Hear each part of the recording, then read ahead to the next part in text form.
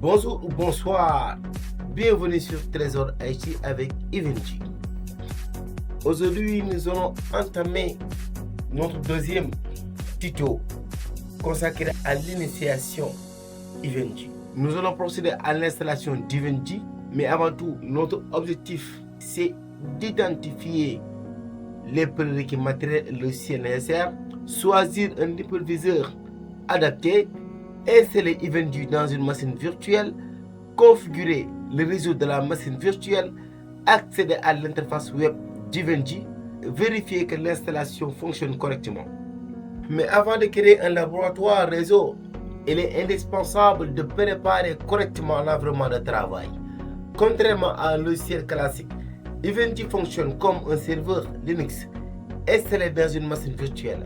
Cette architecture permet d'émuler des équipements réseau de manière stable et proche de la réalité.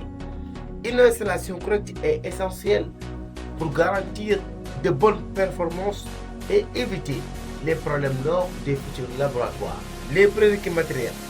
Avant de procéder à l'installation, pour les prérequis matériels recommandés de la machine virtuelle, 4 CPU minimum, 8 Go de RAM minimum, 80 à 100 Go de disque, 4 réseaux en mode prise ou NAT selon les besoins du laboratoire.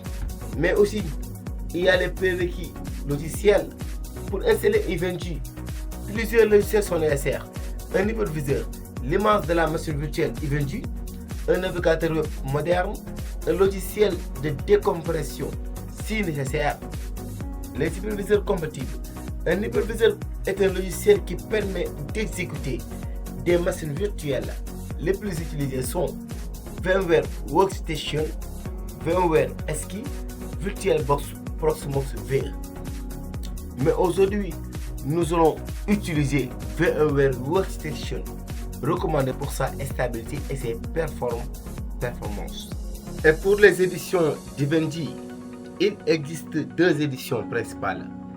Il y a l'édition Community qui est gratuite et convient parfaitement à l'apprentissage. Elle est suffisante pour la majorité des laboratoires de cette formation. Il y a aussi l'édition professionnelle qui est payante, destinée aux entreprises et aux centres de formation et offre des fonctionnalités avancées, multi-utilisateurs, gestion renforcée, etc. Et aussi, nous allons configurer le réseau de la machine virtuelle en deux modes. Et ces deux modes seront utilisés pendant la formation. Il y a un mode NAT qui permet à Evenji d'accéder à Internet via l'ordinateur hot et il est facile à mettre en œuvre. Il y a le mode Bridge. La machine virtuelle est directement connectée au réseau local et lorsque les laboratoires doivent communiquer avec d'autres équipements physiques. Passons au travail. Ainsi, vérifions est-ce que la virtualisation est activée ou pas. De ce fait, il faut faire un clic droit sur la barre des tâches, gestionnaire des tâches et aller dans l'onglet Performance. Là, au niveau du processeur, vous allez voir à côté virtualisation activée. Si c'est désactivé, il faudra l'activer dans le BIOS. Et nous allons consacrer uniquement une vidéo qui va vous montrer comment activer la virtualisation sur le BIOS. Donc l'étape 2, installation VMware Workstation.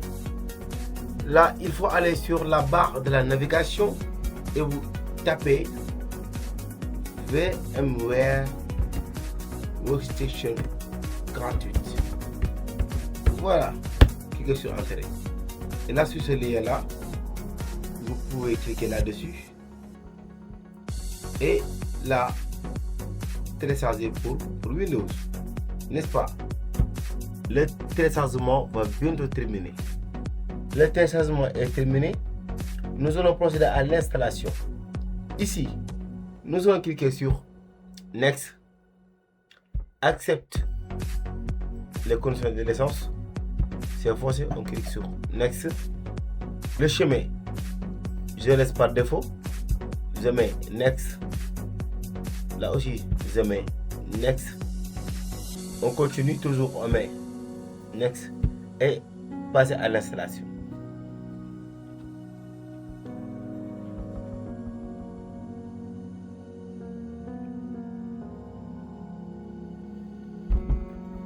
L'installation est terminée, on clique sur Finish. On peut redémarrer notre ordinateur. Nous allons juste redémarrer ici. Ainsi, on peut lancer VMware Workstation qui est là.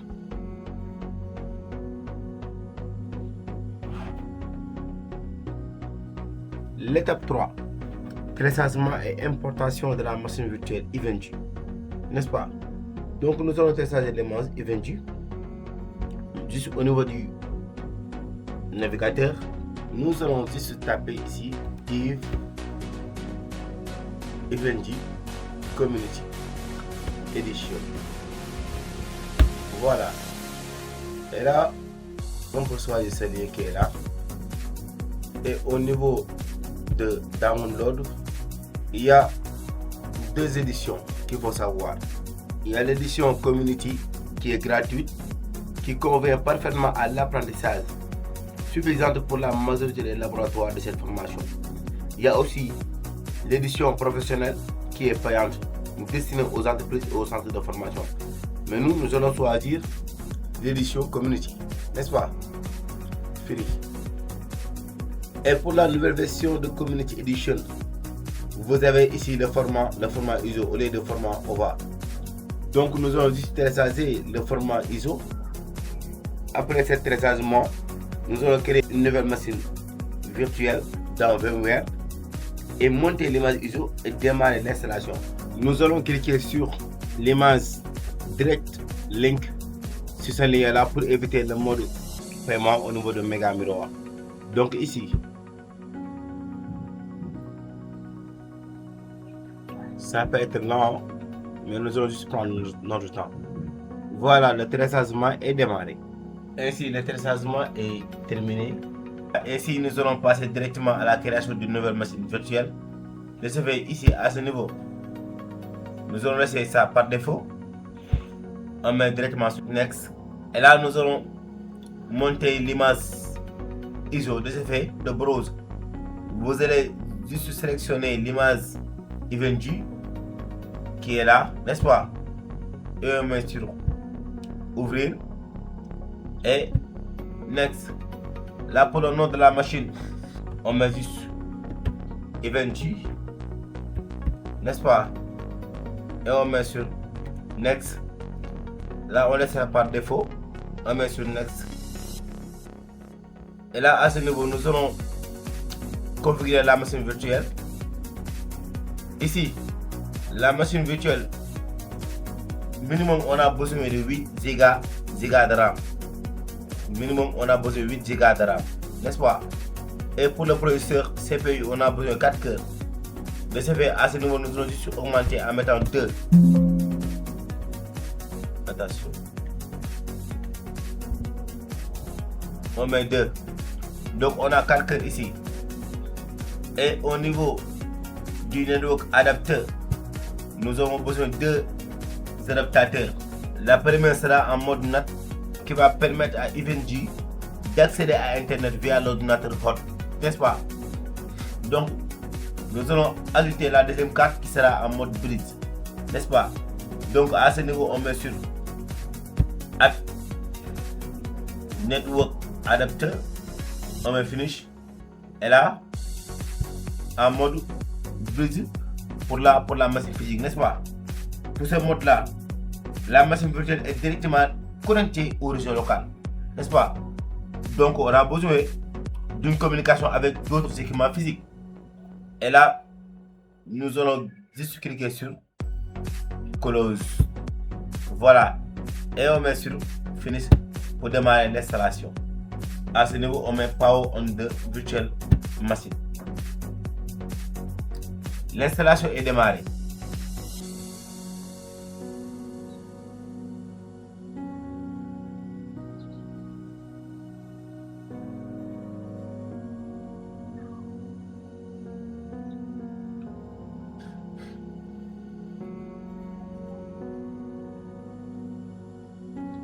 Là, nous allons juste changer la langue, n'est-ce pas?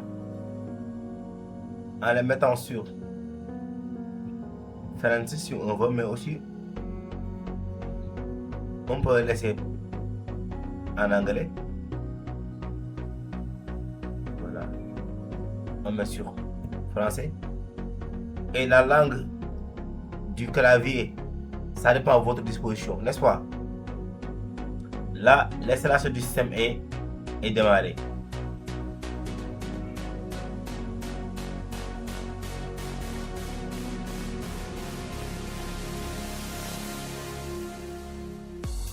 L'installation du greffe.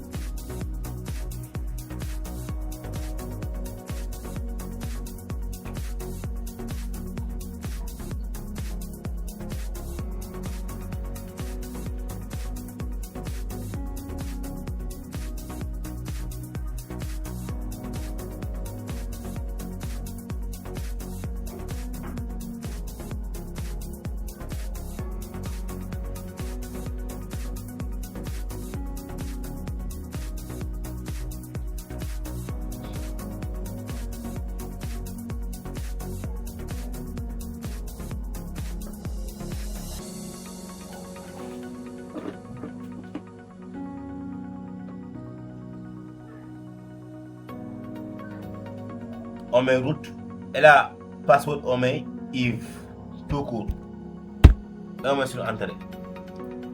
Là le mot de passe on met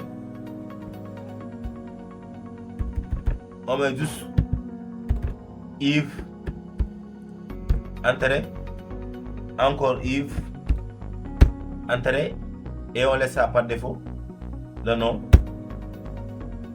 Et DNS domaine name on laisse par défaut. Là on va juste cliquer sur esthétique pour paramétrer nos adresses. Pour le paramétrage des adresses, nous allons aller au niveau du Edit Virtual Network Editor. Et là, au niveau du 20 minutes 8 NAT DHCP Setting. Et là, il faut noter ces adresses. Ici, 192.168.74.128. Donc, ces trois premières notes là, il faut les bien noter. Sinon, vous ne pouvez pas avoir de communication. Il faut noter bien l'adresse qui est là. Et aussi, le masque qui est /24. N'est-ce pas? Donc, au niveau du NAT, pour notre passerelle, Gateway, on a 192.168.114.2, n'est-ce pas? Donc on peut fermer cette page. C'est bon. À ce niveau, on met 192.168.74. Quelque chose, point 10. Si on veut, point 10. Voilà. Et on met sur Entrée. Le masque 255.255.255.0 et on met sur Entrée. Et default gateway, nous avons 192.168.74.2 et on met sur Entrée. Et DNS serveur, on met 8.8.8.8, on met sur Entrée. Et IP adresse secondaire DNS, là on met 8.8.4.4, on met sur Entrée. Et puisque ici on n'a pas besoin de IP adresse of NTP, donc on va juste cliquer sur accepter et continuer. Là on va juste continuer, n'est-ce pas? Et l'installation va bientôt terminer. Et vous allez récupérer une adresse IP qui va permettre de se connecter à la base, n'est-ce pas?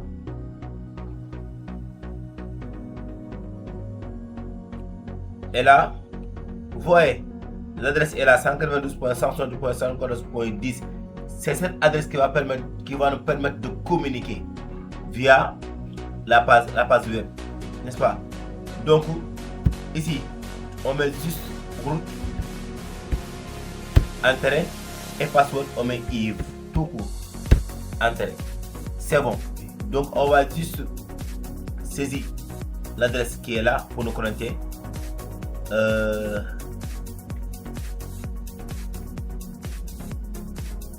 On met 192.168.74.10. On met sur Internet. Et là, à la première connexion, on peut saisir admin. Password, on met Yves. Et on peut choisir ici en premier lieu HTML5 console. Là, on met signer. C'est bon. Nous allons créer un petit lab de test. De ce fait, ici à ce niveau, on va sélectionner le nom. On va créer un nom. Ici, on va créer un nom. Je mets Trésor IT. Et là, c'est ici sur un lab de test. Donc, je mets Trésor tout court. Et là, version, on peut laisser par défaut. Si vous voulez aussi, vous pouvez donner une description et remplir les autres informations. Donc ici, à ce niveau, on va juste cliquer sur Save.